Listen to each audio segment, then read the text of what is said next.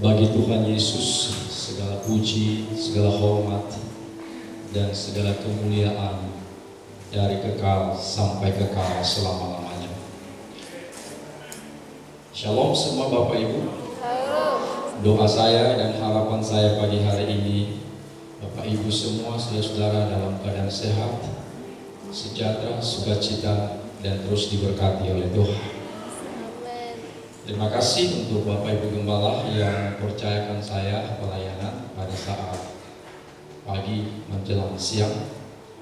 Bapak Ibu Gembala sedang ada di Kabanjahe hari ini pelayanan, dan jika Tuhan berkenan besok balik ke Jakarta.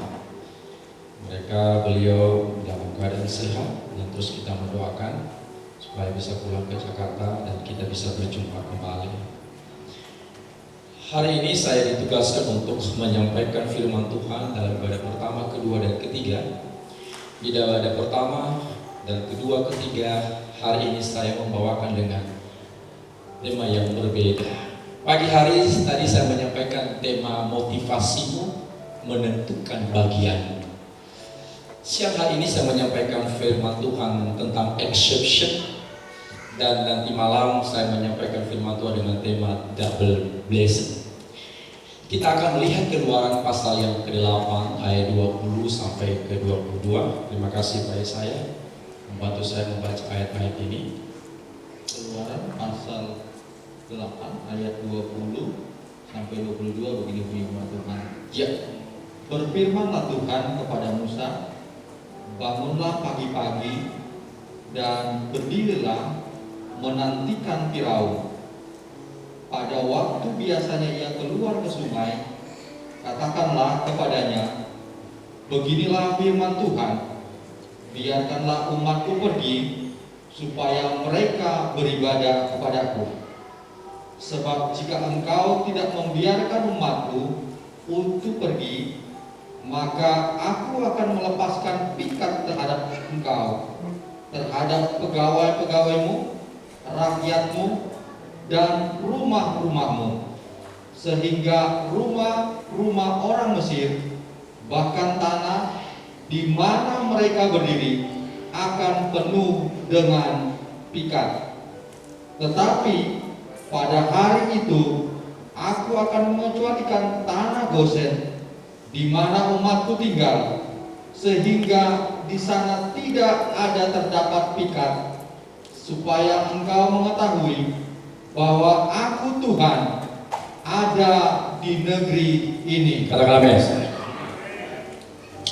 Ini adalah firman Tuhan yang sudah biasa kita dengar. Tapi saya akan mengangkat sebuah topik kepada saudara, yaitu tentang exception, pengecualian.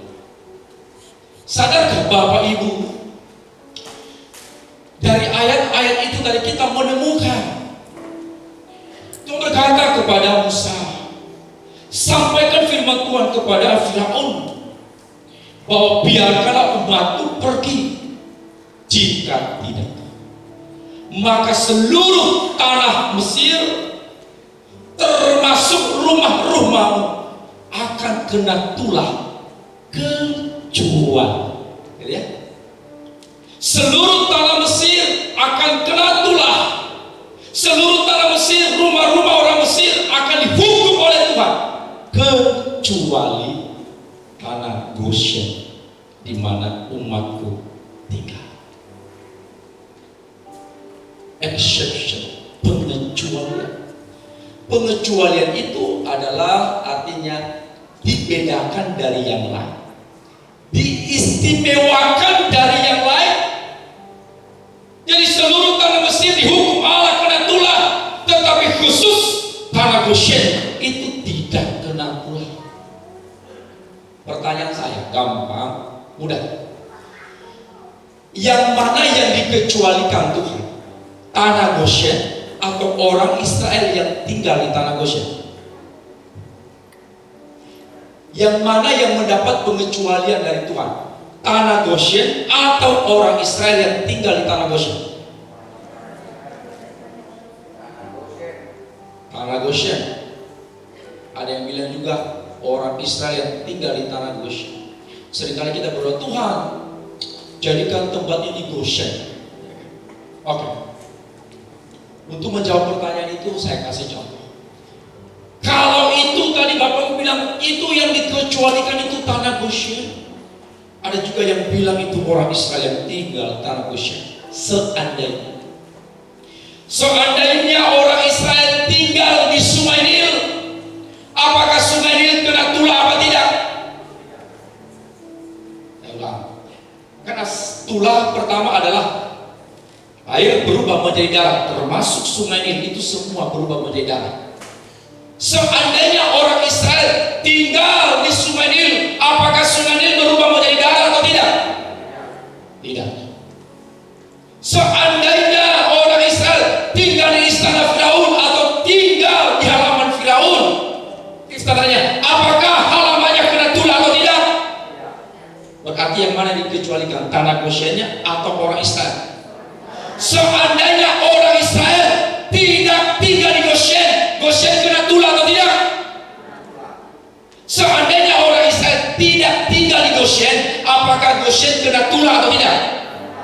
Berarti bukan tanahnya yang dikecualikan, tapi orang. Betul? Ada apa dengan orang Israel? Siapakah mereka sehingga mereka mendapat pengecualian, perlakuan istimewa dari Tuhan? Semua kena hukuman, semua kena tulah, semua kena kutuk, semua kena murka Tuhan, tetapi khusus orang-orang Israel tidak. Itu namanya pengecualian. Nah, ayat ini yang relevan dengan itu, Mazmur 91 ayat 7 dan 8. Kita akan melihat kesaksian orang-orang Israel. Berkata apa? Mazmur 91 ayat Ya. 7 dan 8. Walau 1000 orang di sisiku, Walau 1000 lembah hancur jatuh kena tulah di sisi kiriku, dan 10.000 di sebelah kanan, 10.000 kena tulah di sebelah kananku, tetapi itu tidak akan menimpamu. tetapi aku yang dikecualikan Tuhan tidak akan menimpa aku. Terus Engkau hanya menontonnya saja, hanya melihatnya saja dengan matamu sendiri, dan melihat pembalasan terhadap orang-orang fasik. Katakan amin. 1000 jatuh di sisi kiriku dan 10.000 jatuh di sisi kananku, tetapi itu tidak menimpa aku karena aku dikecualikan oleh Tuhan. Kiri kananku bangkrut, sebelah kananku bangkrut, sebelah kiriku bangkrut, tetapi aku yang dikecualikan Tuhan tidak akan menimpa aku. Katakan amin. Yang lain hancur, yang kiri hancur, yang kanan hancur, berantakan, jatuh, tetapi aku yang dikecualikan Tuhan, tetapi angkat oleh Tuhan. Hanya aku melihat saja. Katakan amin. Itu exception, itu pengecualian. Yang lain gulung tikar di tengah pandemi ini.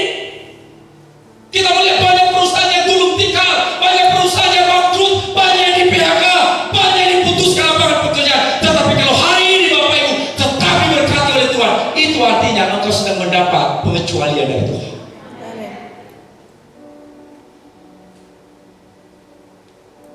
Banyak orang yang mati karena pandemi, banyak orang yang mati karena virus corona.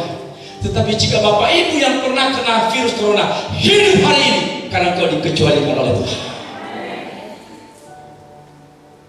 Yang lain mengeluh, kiri kanan mengeluh, kiri kanan punya masalah, mereka tumbang, mereka tidak kuat, mereka tidak tegak. Tetapi jika Bapak Ibu punya masalah besar, punya pergumulan besar, punya persoalan yang besar, kalau hari ini Bapak Ibu kuat, itu karena Tuhan mengecualikan saudara.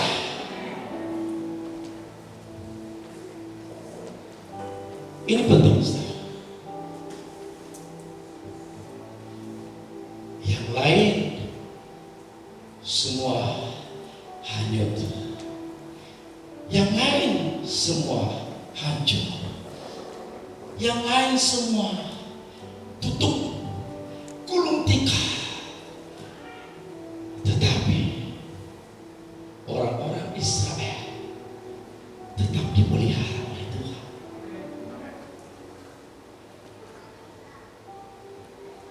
Tetapi anak-anak Tuhan, jemaat-jemaat GBD Philadelphia masih eksis sampai hari ini karena engkau dikecualikan oleh Tuhan. Pertanyaannya, itu kan banyak tulah, ada 10 tulah, air menjadi darah. Seluruh orang Mesir mengeluh. Di tempat di gelasnya air berubah kopinya jadi hitam berubah menjadi merah, benar ya? Kesemua pada waktu itu, termasuk di dalam celah-celah bambu pun semua air, sumber air, tempat di mana air bangsa Israel, di bangsa Mesir semua berubah menjadi darah. Terhanya kecuali di tempat orang Israel tinggal. Pagi-pagi dia minum kopi. Ibu Nenggolan bikin kopi. Ya mang, Ibu Nenggolan. Sementara dia minum, kopi kok kenapa jadi merah? Ya kan? Ini kopi hitam yang saya minta bukan kopi merah. Semua berubah menjadi darah. Mandi, kok ada darah. Bayangkan kalau darah ada di mana-mana. Tetapi khusus orang Israel tidak akan mengalaminya. Kata, di mana-mana ada kata. Walaupun pada waktu itu ada orang Manado menyembelih kata, saya percaya mereka tidak akan sanggup lagi. Kata di mana-mana. Di tempat tidur ada kata, di bawah bantal ada kata, semua nyamuk. Kita di Jakarta ini kan mengeluh karena nyamuk ya. Buahnya nyamuknya minta, ya kan? Sebanyak-banyak nyamuk yang ada di Jakarta. Pada kala itu di Mesir, nyamuknya luar biasa. Lalat pikat, penyakit sampah, ya kan? Itu penyakit sampah itu lebih ganas dari COVID-19. Itu terjadi di sana. Tapi kalau kita hidup hari ini, itu karena Tuhan luar biasa. Parah, apalagi parah. Kita aja kena kudis, kena bisul sedikit kita udah ini parah. Lebih parah dari bisul. Hujan es, ya kan? Hujan es. Kita nggak pernah ada hujan es, ya kan? Hujan biasa saja. Hujan biasa aja kita kadang-kadang mengeluh, aduh udahlah mau usah ibadah. Paling kalau hujan es, hujan batu, aduh lebih ganas lagi. Belalang, gelap gulita, kematian anak sulung, semua ini terjadi di Mesir. Tetapi khusus orang Israel tidak mengalaminya. Kenapa? Exception.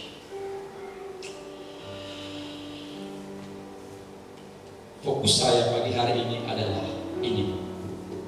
Apa yang membuat orang Israel, termasuk kita, mendapat pengecualian atau perlakuan istimewa dari Tuhan.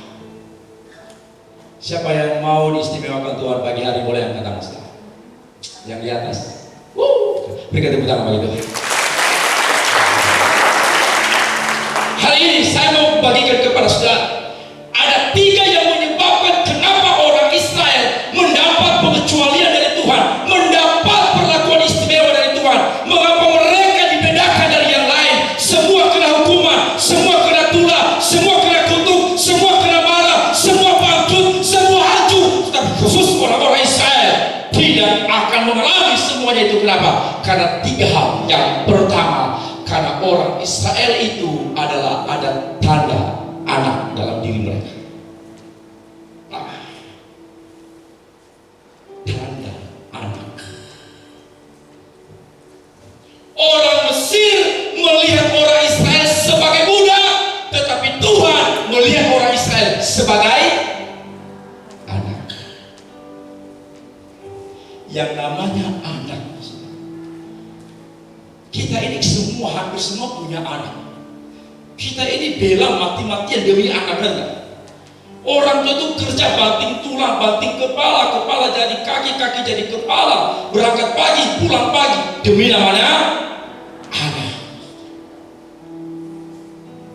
Orang Israel itu adalah anaknya Tuhan, makanya Tuhan bela mereka, Tuhan kecualikan mereka, Tuhan istimewakan mereka karena mereka punya tanda anak.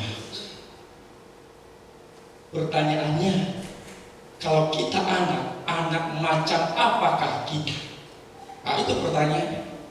Sebab ada anak baik, ada anak kurang ajar.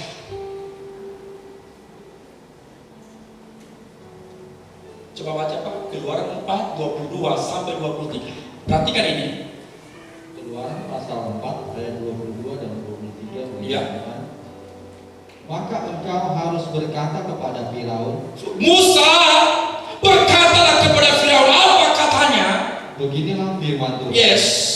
Israel adalah anakku. Israel adalah anakku. Terus Anakku yang sulung. sudah itu bukan anak sembarang, itu anak yang sulung, anak pertama, anak kesayangan, anak kesukaan, anak kebanggaanku. Terus Sebab itu Sebab aku itu. berfirman kepadamu, ya. biarkanlah anakku itu pergi, Terus supaya ia beribadah kepadaku. ya. Tetapi jika engkau menolak membiarkannya pergi, maka aku akan membunuh anakmu yang sulung. Katakanlah Mesta. Israel ada tanda anak. Sehingga Tuhan berkata, Tuhan bela mereka dengan luar biasa, dengan 10 tulah, menghukum orang Mesir demi anaknya satu-satunya, anaknya yang sulung, anak kebanggaan, anak kesukaannya. Dia berkata, hai Firaun, aku berkata kepadamu, biarkan anakku itu, anakku yang sulung, pergi keluar dari Mesir ini untuk beribadah kepadaku. Anak ternyata. Saya kasih contoh. Bapak Presiden kita, Bapak Jokowi. Beliau kan presidennya, betul ya? Kira-kira anaknya mendapat perlakuan istimewa enggak? Loh, anak. Padahal yang jadi presiden kan Bapak Jokowi. Anaknya perlu dikawal, nggak diperhatikan, dijaga. Anak presiden. Israel anaknya Tuhan. Kalau begitu saudara, kita bertanya, Pak Pendeta, itu kan orang Israel. Apakah saya juga anak Tuhan? Oke, ada berita baru untuk saudara. Ada berita gembira buat saudara. Coba baca Yohanes pasal 1 ayat 12.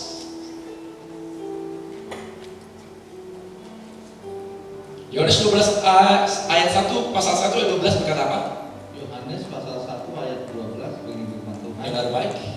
Tetapi semua orang yang menerimanya, Semua orang yang menerima atau percaya Yesus Kristus terus diberinya kuasa supaya menjadi anak-anak Allah. Katakanlah Mesta. Semua orang yang menerimanya, semua orang yang percaya kepadanya, kepada Yesus Kristus sebagai Tuhan dan Juru Selamat, diberikan hak dan kuasa sebagai anak-anak Allah. Sampai situ. Berarti kalau orang Israel dulu itu anak Allah diistimewakan oleh Tuhan, hari ini kita juga adalah anak Allah dalam Yesus Kristus, engkau juga pasti mendapat yang namanya keistimewaan. Nah, kalau kita anak, tanda sebagai anak yang pertama, hormat pada Tuhan. Nah, ini disebut anak. Saya udah bilang tadi, ada anak yang baik, ada anak kurang ajar. Nah, kita ada di mana? Anak model apa kita? Kalau kau anak Tuhan, maka harus ada yang namanya ini, hormat pada Tuhan. Coba baca Maleakhi pasal 1 ayat 6. Apa katanya? Maleakhi 1 ayat 6 Ya. mengatakan, seorang anak menghormati bapaknya, Yes. dan seorang hamba menghormati tuannya. Jika aku ini Bapa, di manakah hormat yang kepadaku itu? Jika ini Tuhan, di manakah takut yang kepadaku itu? Jika aku adalah Bapamu, kata Tuhan sama di situ. Jika aku ini Bapamu, jika engkau memanggil aku Bapa, maka tanda bahwa kau anak adalah harus hormat pada Tuhan. Amin. Ini namanya anak. Kalau kita berkata ya Aba, ya Bapa, memanggil dia itu Bapa, memanggil dia itu Bapa, maka harus ada pada kita hormat. akan Tuhan karena Dia Bapa kita.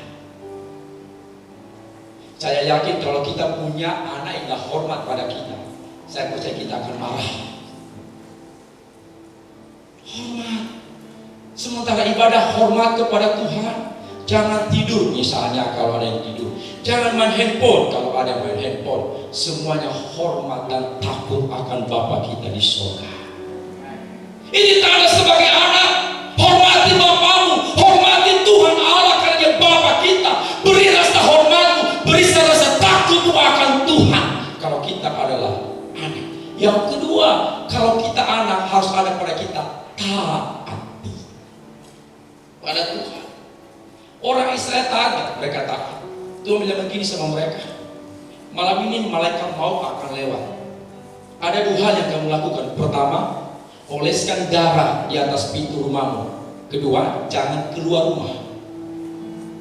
Jika tidak ada darah, kamu mau orang Israel mau apapun akan habis. Jika engkau keluar pada waktu itu, engkau akan habis. Mereka taat tidak? Mereka mengolesi darah, lalu tidak ada satupun yang keluar pada malam itu, menunjukkan mereka anak yang taat pada Tuhan. Nanti baca ayat-ayatnya. Patuh kepada Tuhan, taat kepada firman Allah. Kalau firman Allah berkata mengasihi, yang mengasihi. Kalau firman Allah berkata mengampuni, yang mengampuni. Kalau firman Tuhan berkata berbuat baik, berbuat baik. Kalau firman Tuhan berkata ibadah, ibadah, doa, doa, melayani, memuji Tuhan, memuji Tuhan. Kalau firman Allah perintahkan apa saja, sebagai anak harus patuh dan taat kepada Tuhan. Maka kita disebut anak-anak yang mendapat istimewa dari Tuhan. Harus ada ketaatan. Kemudian anak itu harus rela siap menerima didikan. Tidak ada rumah yang tidak mendidik anaknya dengan baik. Tidak ada rumah yang tidak ada didikan. Tidak ada rumah yang tidak ada disiplin. Tidak ada rumah yang tidak ada teguran. Jika di rumah ini, di rumah Tuhan, engkau didisiplin, engkau ditegur, engkau dihajar, itu menjelaskan engkau anak yang dikasihi oleh Tuhan. Saudara katakan tadi pagi, saya berkhotbah bukan untuk mengenakan telinga saudara. Saya berkhotbah untuk menyenangkan hati Tuhan. Saya berkhotbah bukan supaya saudara diberkati, bukan. Saya berkhotbah supaya engkau hidup berkenan kepada Tuhan. Dengan begitu engkau pasti diberkati Tuhan. Kalau ada didikan, khotbah yang keras, khotbah yang pedas, khotbah yang mengajar, khotbah yang disiplin, maka terima itu tanda sebagai anak. Karena tidak ada rumah yang tidak ada disiplin, tidak ada rumah yang tidak ada didikan, tidak ada rumah yang tidak ada yang namanya pengajaran. Kalau ada rumah yang tidak ada didikan dengan baik, anaknya liar, rumah tangganya kacau. Kenapa? Tidak ada disiplin, tidak ada didikan, tidak ada ajaran dalam rumah. Pasti rumah tangga itu akan hancur, kacau balau. Suami berbuat seenaknya, istri berbuat seenaknya, anak-anaknya berbuat seenaknya, menantu-menantunya berbuat seenaknya, cucu-cucunya berbuat seenaknya. Itu rumah tangga kayak gimana? Tetapi bersyukurlah kalau engkau anak, engkau harus didisiplin. Coba baca ayatnya, Ibrani 12 ayat 6 sampai 8. Ibrani pasal 12 ayat 6 sampai 8. Iya. Karena Tuhan menghajar orang yang dikasihinya. Karena Tuhan menghajar, menegur, mendisiplin, mengajar yang orang atau anak yang dikasihnya. Terus, dan Ia menyesak orang yang dikakuinya sebagai anak. yes, terus. Jika kamu harus menanggung ganjaran, Ya, Allah memperlakukan kamu seperti anak. Di manakah terdapat anak yang tidak dihajar oleh ayahnya? terus. Tetapi jikalau kamu bebas dari ganjaran, Jika kamu tidak disiplin, jika engkau tidak mau diajar, tidak mau dibentuk, terus apa yang terjadi? yang harus diderita setia maka kamu bukanlah anak. Bukan anak, tidak akan diistimewakan, tetapi apa? Tetapi anak-anak gampang. Anak-anak gampangan. Mau anak gampangan atau anak yang dikasihi? Anak gampangan atau anak yang dikasihi? Kalau engkau mau jadi anak yang dikasihi, siap didisiplin oleh Tuhan, katakan amin. Siap dibentuk oleh Tuhan, siap diproses oleh Tuhan. Ketika engkau diproses seperti bencana, memang sakit, tetapi hasilnya itu sangat indah sekali. Rela, ada ujian, memang ujian iman. Jangan kau berkata, Tuhan, mengapa aku menghadapi masalah ini, persoalan ini. Itu cara Tuhan mendidik engkau agar kau menjadi anak yang berkualitas. Ya, sudah bilang tadi, tidak ada rumah yang tidak ada didikan. Tapi kalau Tuhan mendidik engkau dengan cara Tuhan, jika Tuhan mencambuk engkau, itu engkau harus berkata, ini cambuk didikan dari Tuhan, ini cambuk kasih, supaya kau kembali ke jalan yang benar. Yang kedua, kenapa orang Israel mendapat pengecualian? Karena mereka ada dua tanda umat. Ternyata mereka tidak hanya anak, tapi umat. Firaun, biarkanlah umatku itu pergi. Karena mereka tidak hanya sekedar anak, tetapi mereka juga adalah umat kepunyaanku.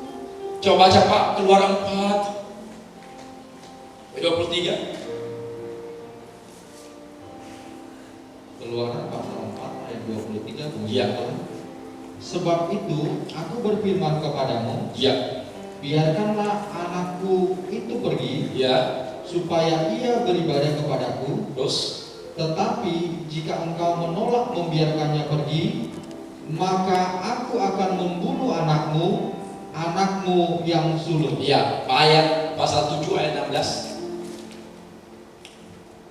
Pasal 7 ayat 16. Iya. Firman Tuhan. Dan katakanlah kepadanya, Yes. Tuhan Allah orang Ibrani telah mengutus aku kepadamu untuk mengatakan, biarkanlah umatku pergi, Biarkan umatku pergi, supaya mereka beribadah kepadaku Ya. di padang gurun. Meskipun begitu sampai sekarang engkau tidak mau mendengarkannya. sampai di sini. Tanda yang kedua, orang Israel itu adalah umat. Jadi tidak heran mereka mendapat pengecualian. Tidak heran mereka mendapat perlakuan istimewa. Tidak heran mereka mendapat perlakuan yang berbeda dengan yang lain, karena mereka umat. Allah berkata, Musa katakan kepada Firaun bahwa orang Israel itu adalah umatku. Biarkan mereka pergi, biarkan mereka keluar dari Mesir ini, karena mereka harus melakukan tugas sebagai umat. Kita juga adalah umat Allah. Kita ini umatnya Tuhan, kepunyaan Tuhan. Tapi sekali lagi, ada juga dua model umat. Ada umat yang tahu dia sebagai umat, dia tahu pekerjaannya sebagai umat. Ada juga yang tidak tahu. Dia hanya katakan aku ini umat Allah, tetapi dia tidak menunjukkan perilaku sebagai umat Allah. Nah, sebagai umat Allah apa tugas kita? Yang pertama, tugasnya adalah beribadah. Itu disampaikan oleh Tuhan kepada Musa. Ketika Tuhan menyuruh Musa berkata kepada Firaun, Firaun, Tuhan berfirman, biarkanlah umatku itu pergi. Ngapain mereka pergi? Ke mall? Tidak. Jalan-jalan? Tidak. Ya kan? Beribadah kepada Tuhan, menyembah kepada Tuhan, untuk memuji Tuhan. Itu tugas sebagai umat, adalah ibadah. Kalau kita adalah umat yang benar-benar beribadah, maka kita akan mendapat ini. Keluaran 23 ayat 25. Keluaran 23 25 berkata apa? Keluaran 23 ayat 25. Yes. Tetapi kamu harus beribadah kepada Tuhan Iya. Allahmu, maka Ia akan memberkati roti makanan Dia memberkati roti makananmu. dan air minuman, Dia memberkati air minumanmu. dan aku akan menjauhkan penyakit dari Aku akan menjauhkan tulah-tulah dari tengah-tengahmu. Kenapa? Karena engkau umatku yang beribadah kepada Tuhan. Ibadah. Itu namanya umat. Jangan kita menjadikan ini pandemi, ini lagi masa pandemi. Ada kan cuma kita di sini. Udah bertahun-tahun tidak ibadah, padahal sudah dikasih tahu, sudah ibadah sudah dibuka, sudah boleh datang, protokol kesehatan tetap diterapkan. Tetapi jawabannya takut. Banyak orang sekarang karena udah nyaman selama 2 tahun lebih, nyaman ibadah di rumah, sehingga sudah lupa ke gereja. Jangan-jangan sudah lupa jalan ke gereja. Umat tugasnya beribadah. Umat tugasnya menyembah kepada Tuhan. Ya. Hanya itu kan yang Tuhan minta kepada orang Israel. Karena dia umat, biarkan umatku pergi untuk beribadah. Bayangkan. Ya. Kenapa? Karena mereka selama beribadah, mereka tidak bebas ibadah. Mereka tidak bebas ibadah. Mereka tidak bebas menyembah Tuhan. Sekarang Tuhan berkata, biarkan mereka pergi. Karena aku mau dari umatku ada ibadah yang sejati. Aku mau dari umatku ada penyembahan yang sejati. Aku mau dari umatku ada pujian yang benar yang disampaikan kepada Tuhan. Tuhan, itu yang Tuhan suka. Itu yang Tuhan mau. Dan Tuhan berkata begini, jika kau beribadah dengan benar, aku akan memberkati engkau. Kemudian saudara, tugas yang kedua sebagai umat Allah tidak hanya beribadah, disini katakan mempersembahkan korban kepada Tuhan. Coba baca Keluaran 3:18. Keluaran pasal 3:18. Yes. Dan bila mana mereka mendengarkan perkataanmu, Ya. maka engkau harus berserta para tua-tua Israel pergi kepada Raja Mesir, dan kamu harus berkata kepadanya, Tuhan Allah orang Ibrani telah menemui kami. Oleh sebab itu izinkanlah kiranya kami pergi ke padang gurun 3 hari perjalanan jauhnya, Yes. untuk mempersembahkan korban kepada Tuhan Allah kami. Katakan amin. Hanya untuk mempersembahkan korban kepada Tuhan memakan waktu 3 hari perjalanan. Jauh atau sedikit? Jauh atau dekat? Aduh, jauh. Apalagi pada waktu itu tidak ada kendaraan, tidak ada mobil Avanza, tidak ada Expander, tidak ada Mobilio, tidak ada Pajero. Yang ada paling kuat pada itu hanya unta. 3 hari perjalanan jauh. Siapa di sini ibadah berangkat hari Jumat yang lalu baru sampai hari ini? Ada? Atau berangkat kemarin udah mau sedikit, berangkat kemarin subuh ibadah baru nyampe sekarang, ada? Gak ada. Orang Israel, lihat ya, ini ibadah yang dahsyat. 3 hari perjalanan hanya untuk mempersembahkan korban kepada Tuhan. Keren banget. Jauh tempatnya. Yang paling jauh di sini kalau nggak salah Pak Joko ya Pak, dari Cibitung. Dari Cibitung ke sini berapa jam Pak? Itu pun naik tol berapa jam? 1 jam. Kira 3 hari ya Pak. Masih saja ada yang mengeluh jauh, penggilingan jauh. Nggak jauh sebenarnya dibanding orang Israel 3 hari. Sudah dekat rumah ibadah masih tidak mau ibadah. Alasannya jauh. Loh, mana yang lebih jauh, orang Israel atau kita? Kalau mereka tidak ada mobil, banyak jalan kaki, namanya budak. Loh, orang Israel itu di tanah Mesir itu budak, nggak punya kendaraan jalan. Tetapi mereka beribadah. Kita punya mobil semuanya, tinggal helikopter belum punya. Saya yakin kalau ada lapangan helikopter sini, helikopter sudah akan keluar dari kandang. Oh, ke sini. Cuman gak ada tempat parkir. Sudah dekat, ibadah pun bisa dihitung. Hari ini ibadah, minggu ini ibadah. Saya coba lihat dua. Saya akan menghafal semua wajah-wajahnya. Minggu depan datang. Nah, ini ibadah model apa? Katanya aku umat Allah, tugasnya beribadah. Ibadah dengan setia, ibadah dengan sungguh-sungguh, ibadah dengan serius, itu namanya umat Allah. Dan setiap orang yang berbaik, firman Allah berkata, setiap orang yang beribadah dengan benar, ibadah dengan serius, ibadah dengan sungguh-sungguh, sudah pasti mendapat pengecualian dari Tuhan. Pasti. Orang Israel 3 hari perjalanan, capek. Udah begitu, masing-masing bawa persembahan. Bapak Ibu, persembahannya bukan dolar, bukan bentuk uang, tapi kambing domba. Jadi masing-masing angkut aja loh. Kalau kambingnya jalannya udah capek, diangkat. Hanya untuk mempersembahkan korban kepada Tuhan, hanya untuk beribadah kepada Tuhan. Mereka korban waktu, udah korban waktu, korban tenaga, udah korban tenaga, korban materi. Kita hitung. Oke lah, satu keluarga saja, satu keluarga persembahannya 1 ekor kambing. Pak Joko, 1 ekor kambing berapa? 1 ekor kambing berapa? Harganya sekarang rata-rata saja 1 juta? Ada 1 juta. Oke. Lihat ya, bagaimana kalau kita terapkan satu keluarga persembahannya 1 juta, mengganti 1 ekor sapi, 1 ekor kambing. Berat ya?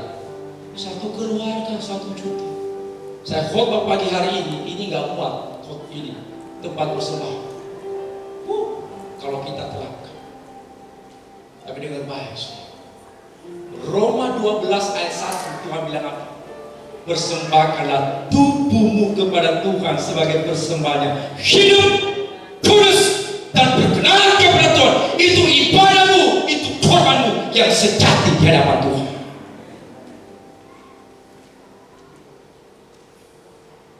Itu korban. Jadi orang Israel, mereka tahu diri sebagai umat Allah. Mereka datang beribadah dan mempersembahkan korban kepada Tuhan. Hari ini tuh saudara, gereja tidak meminta kambing domba. Tuhan tidak meminta kambing domba lagi. Tuhan meminta tubuhmu yang dipersembahkan kepada Tuhan. Tubuhmu yang dikorbankan kepada Tuhan. Dengan cara bagaimana? Itu ibadah tadi.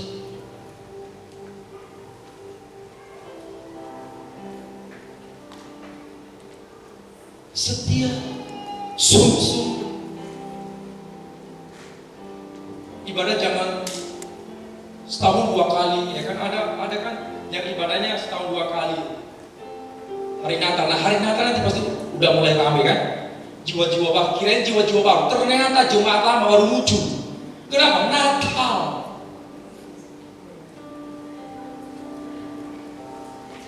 Ya kan Natal, pakai baju baru. Jadi worship video sudah lupa. Adakah jiwa baru? Cara kayaknya ibu itu jiwa baru. Ternyata jiwa lama. Jiwa lama yang baru muncul kembali. Saya mau katakan kepada saudara, jadilah jemaat yang setia. Orang Israel beribadah sungguh-sungguh. Yang berikut,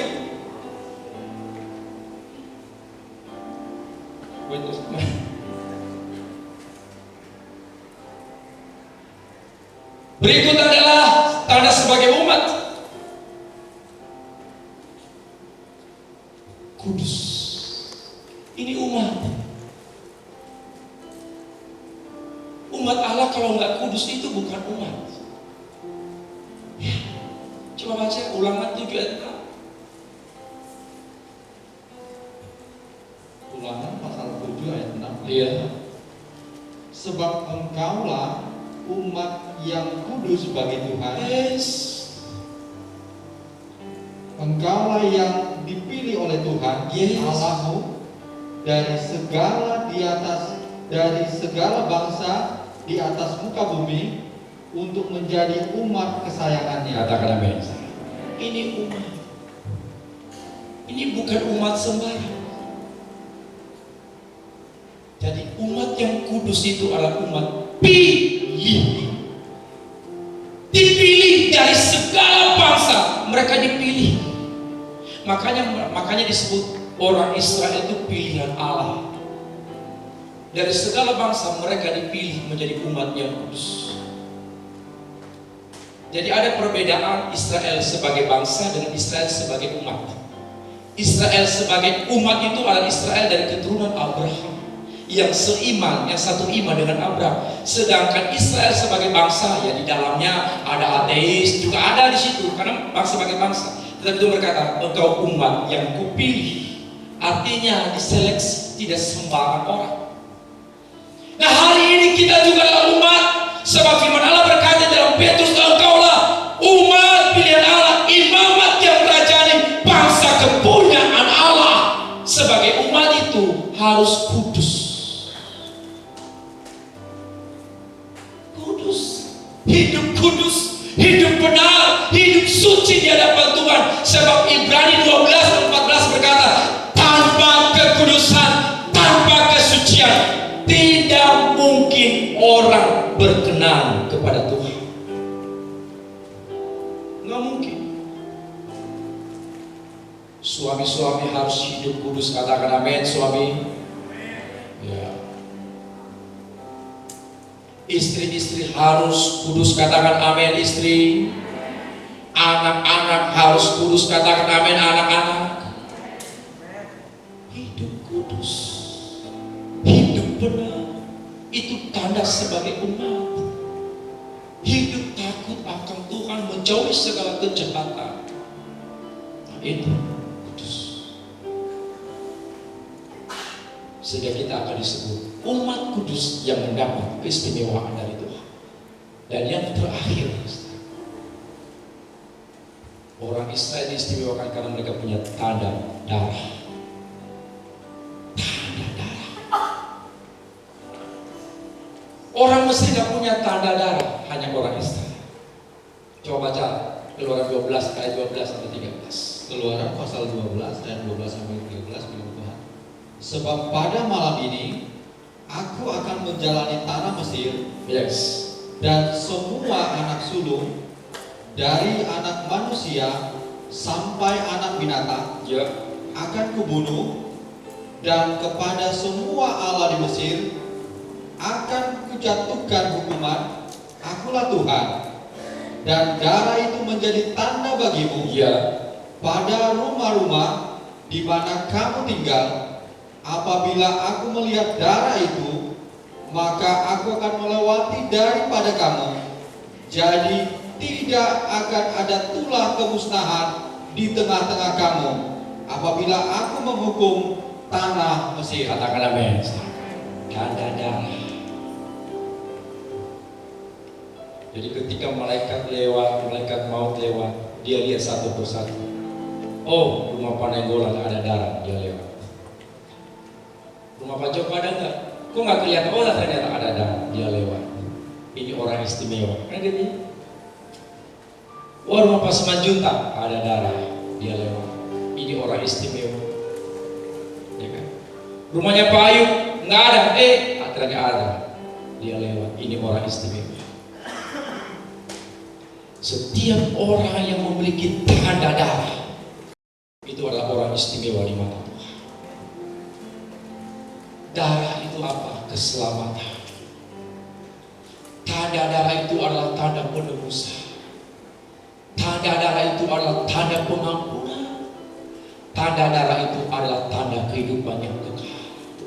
Darah yang pernah dioleskan di rumah orang-orang Israel, darah itulah merupakan merupakan contoh tipologi sebenarnya dari darah Yesus yang telah tercurah di atas kayu salib. Sehingga setiap orang yang percaya kepada Yesus, setiap orang yang beriman kepada Yesus, setiap orang yang menerima Yesus sebagai Tuhan dan Juru Selamat menerima tanda darah. Dan setiap orang yang menerima tanda darah Yesus pasti diselamatkan,